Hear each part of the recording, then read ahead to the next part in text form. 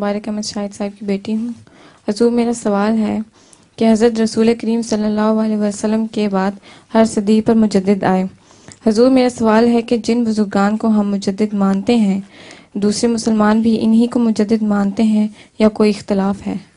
مجددین کے متعلق جہاں تک سنیوں کا تعلق ہے اس میں کوئی اختلاف نہیں، ہم بھی انہی کو مجدد مانتے ہیں جن کو دوسرے سنی مسلمان بھی مجدد مانتے ہیں، مگر بعض لوگوں کا اختلاف ان معنوں میں ہے کہ کوئی افریقہ کے کسی آدمی کو مجدد مانتا ہے، کوئی ہندوستان کے کسی آدمی کو مجدد مانتا ہے، کوئی چین کے کسی آدمی کو مجدد مانتا ہے۔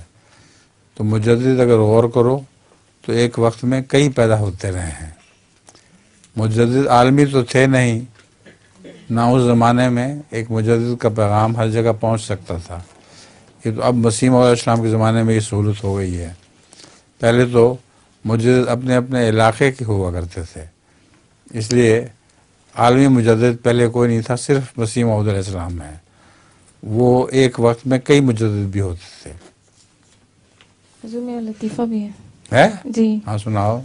ایک حاجی صاحب نے رات کے 12 بجے ایک سرائے کا دروازہ کھٹکھٹایا، اندر سے آواز آئی کون ہے؟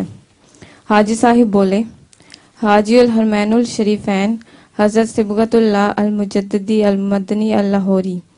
سرائے کے مالک نے جواب دیا بھائی اتنے آدمیوں کے لیے میرے سرائے میں جگہ نہیں ہے، کوئی اور بندوبست کرو۔